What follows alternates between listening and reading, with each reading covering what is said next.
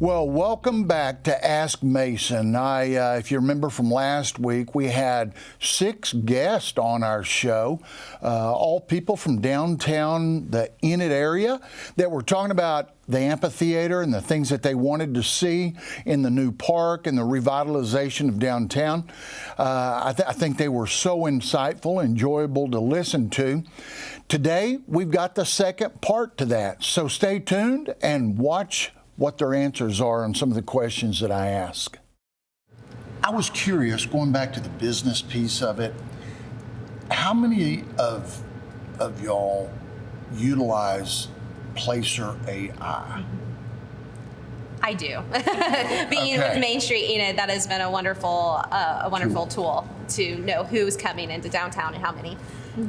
So this started a couple years ago, probably. I was at a mayor's conference down in Chickasha, and I just meeting new people. I hadn't been mayor very long, just trying not to embarrass the town, all that kind of stuff. And but guy walked up to me, and as it turned out, he was president of the chamber down there, and he said, "Hey, how's your big tree doing?" Talking about the Christmas tree, right? And I said, "Well, pretty good, I think." How many people showed up for that the first year? "Oh, I don't know." I said, "It seemed like a lot. We don't sell tickets, so we don't really have any way to know." He goes, "I can tell you exactly how many were there." I go, "What? At our place?" He goes, "Yeah, Placer AI." And once again, not being a techie guy, I don't even know what he's talking about. I have a clue. He proceeds to tell me how Chickasha, Oklahoma tracks every event in the state of Oklahoma because they're always looking for economic development type projects that they can do, but they don't want to do the ones that don't have a good ROI, return on investment, right? So they've been tracking our tree. I come back and I told Gerald Gilbert, our city manager, I said, "What is Placer AI and why do we not have this?" So as it turned out, we actually didn't have to purchase it. The Stride Center and OVG 360 already has that. So the contract was up, we negotiated that into their contract to be able to provide all that data for us. So that being said, that thing tracks every phone that goes into a geo-fenced area. And it's available to you through our ERDA, through Main Street Enid. They can tell you how many people were at every single event and where they come from and how long they stayed. I mean, it is amazing. And so if our businesses, which there's another thing that people go, "What?" I've been preaching this for 2 years, that it's data that's available.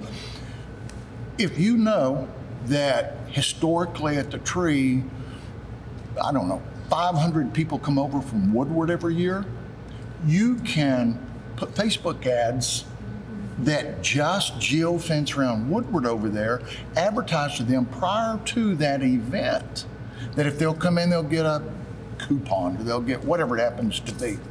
So I do think we're going to have to get better at the tools that are available out there to us and not be afraid of those. And I also say with data's great, but it's only good if you actually analyze it and put it to work. Because they'll give you a report this thick on an event. So it takes time to sit down and look through that. So I encourage everyone to utilize that. It's free to you. We put it out there, we have it available, utilize that. My next question, why do you think it's important that communities invest in public spaces that mix cultures, commerce, and quality of life? Because we're going to put, over multiple years, we'll put $3 or $4 million into all this. So, why is that important? I think it's like you look at it like your house, like your home, right? It's like, if you have a home and if you don't decorate your home, if you don't, put in comfortable chairs in your home, if you don't have like a dining table where you can gather together with your family and friends, then what's the point? It's a shelter. And the same thing with like your town, your community. So it's like if you have, a town and you don't have, your third place, your place where you can go, like your brewery or your pub or your coffee shop, if you don't have that place to connect with your friends, if you don't have your organization or your church or those kinds of things, it's like then you're just you're just a number, you're just a population, you're just a part of this town. But a community is about the people that are connected together. It's just a house and not a home. Exactly. So it's like, it's just a town, it's not a community. You know, we say that word community, and it's like, what does that mean? And it's like, it's the people. And like, the thing that's very special about Oklahoma and Enid is the people. It's like, people will, you know, come in through Vance, and then they'll be like, wow, this is great. Then they'll come back and retire here. And it's not because, you know, we don't have, you know, mountains or rivers or all, you know, any of these wonderful things that people are like, wow, I, you know, want to be a part of that. It's like, it's the people. And so what do we do for each other that, you know, that keeps it coming back, that keeps people to stay here? Like, I grew up here, I went away, and I came back, and it was because of the people and to make a community. And so it's one of those things where it's like, you have to invest in that. You have to invest in your quality of life, because otherwise you're just surviving. You're just on that level. So it's like, how do we get our people to thrive? How do we get our community to thrive? There's like, I've worked with Main Street for a long time, so there's this great Facebook group that's called like Revitalize or Die. And it's one of those things, it's just very much like in your face of like, care about your community. It's like, you see a piece of trash, pick it up. Because it's your backyard too. It's like, it's your town too. So it's one of those things. It's like, if we all get into this together, like really invest in it, like buy into it, because then it's like, there's the heart there. So my main example is Adventure Quest. Look at what this community can do. 12,000 people got together and put in 150,000 hours to build something for our community, for our children.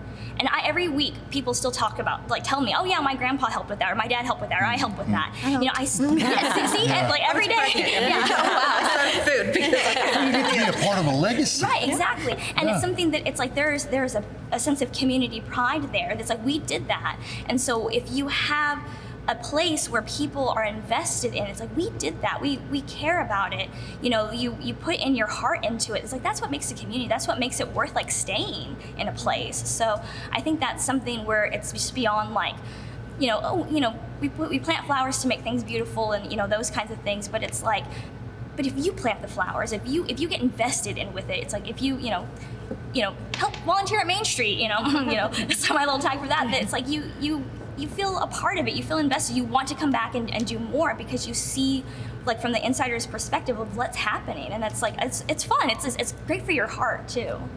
I think also adding on to that, under her wing, the intention of it was to bring cultures together. And I don't know that it ever got to that point. So I was excited to see that was part of the plan. I was worried you were going to tear it down because I remember when Romy built it and it was beautiful. And people were talking about how ugly it is. And it is, because all of the flowers are gone and most of the trees are dead. But the concept was a really great concept in my personal opinion. And the goal was not to just be an eyesore. It was to bring the community together, to bring the different cultures. And that's one thing we have a problem, I think, in this community where we silo each other to our own, you know, the Gaslight people, the this culture, the that, because it's what we know and it's what we're comfortable with. But wouldn't it be, it's always better if we learn about each other, especially those we don't understand. And I think that that's a great place to do it. Think about what happens down at Government Springs Park. Well, you can bring it down here to Main Street, like all the different cultures celebrating different life events. I also see that because it is yet a city extension. So. Every once in a while that comes up. I hear them say, oh, the commission's thinking about taking down the... That never has come up, not even one time. You know, there is no plan to take Under Her Wings down. We changed up just a little bit because it was supposed to be a prairie. We were having a lot of problems with that, so it's a little more manicured now. But no, we have no problem with that piece of art. You know, my wife grew up in Fort Collins, and if you've ever been up there, they value public art. So every time we're up there, we drive around, we look at that stuff. Some of it appeals to me more than others, but that's what's cool about art.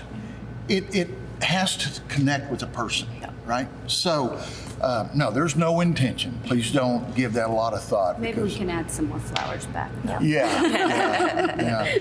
Well, and a small thing just to add about why it's important, upon what everybody said that's wonderful. We also need to think about if we want to recruit businesses here, Right. and things that everybody are wanting. They want their employees and the people that they're bringing here to have a great quality of life whenever they're here. And so we need to be able to show them we have wonderful things to do to bring their families here, to raise their children. And so I think that's so important for us to invest in quality of life so everybody has something that pertains to them. Not everyone understands that Right. quality of life, though. No. I get business owners that come up to me all the time and they go, "Oh my God, it is so difficult to recruit top-end employees." And he goes, not he, but they'll say, "We bring in the employee, they like the office, they like everything, but then we bring in the significant other, they're out driving around." And not one time have they come back and go, "We don't want to live in Enid because of a pothole." Not one time. It's always our amenities and our standard of life. And people don't understand why those things are so important on being able to recruit families to Enid. They want something to do. Right. So when we go spend, initially, we're going to plow that whole $1.3 million right back into that park that Jiffy Trip's paying for that. But it'll have more money that follows, like I said a while ago. And I made the mistake of looking at Facebook. Don't we all? Colin warns me, don't pick that up and look at it. But people are going, why would they spend that money instead of fixing this? I mean, I made up my mind 2 years ago when I became mayor that if you become a mayor that just fixes potholes, you know what you have after 4 years? More potholes. You have to generate revenue to fix potholes. It doesn't go the other way around. Right. So, it kind of goes back to why invest in this stuff? We're playing the long game. Right. We're playing a very, very long game. So every time one of our business owners can bring a potential new president or vice president into our community to look at moving here, we want them to go, what a great place. Have you seen Gaslight Theatre? Have you seen this? Have you seen their downtown? So yes, I think that's important. And you have to look at it as an investment and not spending money. Yep. I love that word, like investment, because it is an investment. You're putting in money and effort towards something, but it's going to give you a return. It's like, you just be patient. It's like people are, they want that instant gratification, right? But it's like, but be patient because it will come back. We've seen it in like a lot of different things in our community. So it's just like, just give it a little bit of time, like let the trees grow, those kinds of things. It's like, let things, like take its course, and then you will see that investment back, like return back. Yeah, So things have to take root before Yes. you can see any flowers. It does. It does. It takes a while. My son and I always talk, Coca-Cola didn't become the brand they are by running one ad. Right. Yep. True. Yep. I mean, they wore it out. They told you who they were. They made you think it was the coolest thing in the world to drink Coca-Cola, right? And so we have to remember that. Whenever we have an amphitheater, or we have a Stride Bank Center and concerts, we've got to promote that over and over and over. It takes years for that to finally take grip, and then we start seeing the return out of it. One more thing I want to ask you before we close out. Aside from the amphitheater, what other amenities would you like to see in the park and the whole downtown area? Gotta start with Natalie again, I think, on that one. If budget's not an issue. Oh my! I have such grand ideas. This is actually whenever I became director of Main Street, my big goal for my time here was to do something to the downtown area that would forever change it. And so my big thing is a streetscape. I would love to see a streetscape downtown. We have some of the widest roads in all of our downtowns in Oklahoma.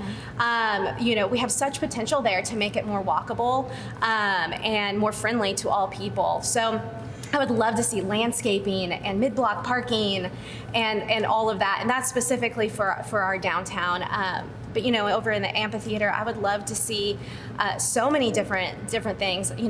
I have to promote the ice rink because Main Street does the ice rink, but I would love, maybe a more permanent structure for that outside of the parking lot, since we hope so many That people was a are big coming. success this year too. Yes, wasn't it was probably the biggest success we've had, and we were scared the last couple of years. The costs have gone up, but this year we really had the community backing us, and it went well. But I also think that's one of those things that it's taken time to grow. Yes, yes. If you try it one time, Yeah. doesn't do well, and you stop, what do you have? Just Well, another Main failed Street always says whenever you start a business, you need to give it 5 years, because you're probably not going to make, and Tani, you probably know from your, it's probably like a money pit at first, and then once you get to the 5-year mark, then you can hopefully be seeing some dollars. So Absolutely.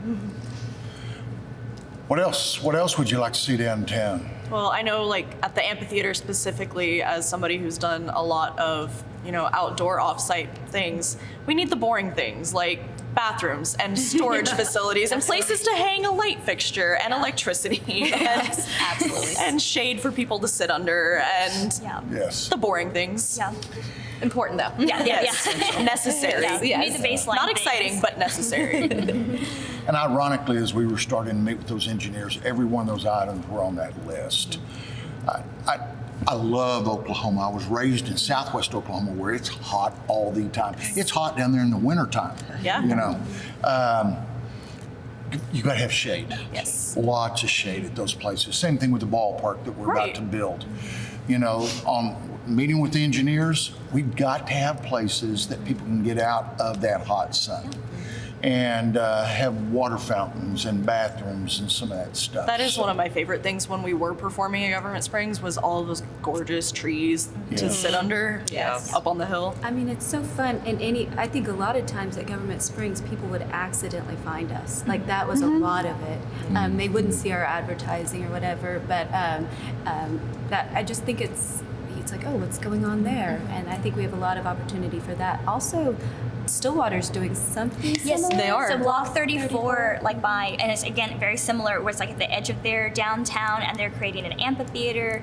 There's like going to be a little bit of playground space. There's going to be places to hook up like food trucks and have festivals. Well, and they so are doing a festival, Dancing Turtle Festival, so Yeah. that's something even that we could. Yeah. I mean, Dancing Turtle Fest. it's a combination of art, so we're not alone in this, and we've got a close neighbor that's doing it. And then also, like the Stride events, you can have pre-performances out in the. I mean, it could be so much fun. We're going to need a little bit of money, but it could be a whole lot of fun and just bring that. I'll be curious to see what Dancing Turtle does this summer, and see how we can, all good ideas, you should copy them. So. I'll say from the festival perspective, it's going to be so nice to have like somewhere to put a band, like a stage, Right. because it's so expensive. Main Street has looked into, renting stages and all trailers of and trailers, things, yeah. and it's almost too expensive for us. So it'll be so nice, and I think it opens up opportunity for grants. There's so many grants out there that I can apply for to bring in, summer music festivals and summer music series and. Sorry, a little off topic, but I think we got back into or back to the things we'd like to see there. We have, sitting here on the Gaslight stage, we have our rear throw projector and screen. We could show movies at the amphitheater. Absolutely. There we That's go. absolutely. We don't have a movie theater. so I that's- knew someone was going to bring that. No, not even just that, but don't. for we've gotten so much use out of this projector and the screen since we bought it in 2021, and having something like that accessible to the city. And the Parks Department does that quite often. It has great turnouts, I think, for that, and they do a great way of promoting and stuff. So if they had it to where they can just set it up easy, do it easy peasy. I know, speaking from experience, if you can set up things like a tech, that kind of stuff, easy, you want to do it more, because then you see the people come and they're happy about it, and so you're like, okay, we can keep doing this because this simplifies it. So have y'all gotten the question, so where's the tree going to go now? Yeah. Is anybody? yeah. I've seen them Yeah. Also on Facebook. So much of that funding down there, the concrete pad that's already there, the poles that help hold the tree up, Hammond Williams did all that. Right. Paid for all that and spent a lot of money on that. So our goal was to try to leave those poles in place. So what we're thinking now, it's going to the engineers, and you need somebody other than a bunch of commissioners dreaming up stuff. But our thought is that we'll utilize the pad that's already there, and then those poles, we'll cut the top off of them where they're at, pull cabling up through those, and then extend those on up to actually put the canopy up there, and then that canopy will come down and the tree will set in there, and then the canopy goes back up and they take the tree down. So semi-permanent infrastructure. Semi-permanent. It'll be the big canvas type wings that go over it. Okay. Now, that's what I think's going to happen. Like I said, once it goes to real engineers and they look at it, they may have totally different ideas. But our thought is to be able to very quickly be able to hang speakers, lights, and sound. Because we can't haul stuff in and back and forth. It wears out your equipment too. Again, speaking from experience, Yeah. it's hard. Yep. So, with that being said, I think you're going to see a lot of good things in Enid. I think a couple things are happening. I think we have a commission right now that is pretty young, pretty aggressive. I think they understand that you have to invest money if you want nice things. Yeah. And I think we have our own grant writer now. That's all he does is go after money for us. We were leaving money on the table all the time because we didn't know, right? And then if there was a grant, those things are hard to put together. Oh, yeah. It's a lot of time, right? So I think you're going to see a lot of things. With the ballpark coming, with the amphitheater and all the things we're going to do downtown, I think you're going to see some good stuff regarding a movie theater sooner than you think. But I have said that before and been very disappointed. I've gone home at night and curled up in a fetal position and just rocked. But we know we need that, and it's a priority of ours. I tell everybody, we're Enid. We can do more than one thing at a time, right? Because we're working on this doesn't mean we're not working on everything else. So I think there's good things coming. We, as a commission, can do some of it, but it takes y'all. It's all those ideas. I can work a plan. I can't necessarily dream all that stuff up. You need creative people like sitting around this table today. So thank you for what you're doing for our communities. It doesn't go unnoticed, unrecognized. Keep doing that and know that it's going to take hold. Enid is going to be and will continue to be an amazing community over time. So thank y'all very much. Thank you for being here, taking time of your schedule. Thank you, Mary. for having us. Yeah, let's do it again. Next time, let's do it at the amphitheater. Oh, yes. Yeah. I'm there. Well, I hope you enjoyed that as much as I did. I felt like the ladies were very, very insightful. They are true professionals in their area.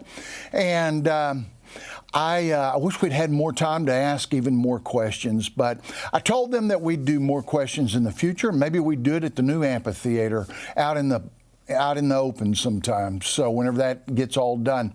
That being said, don't forget to send in your questions to askmason@enid.org, and I will do my best to always answer those questions. Thank you. Have a great week and enjoy Enid.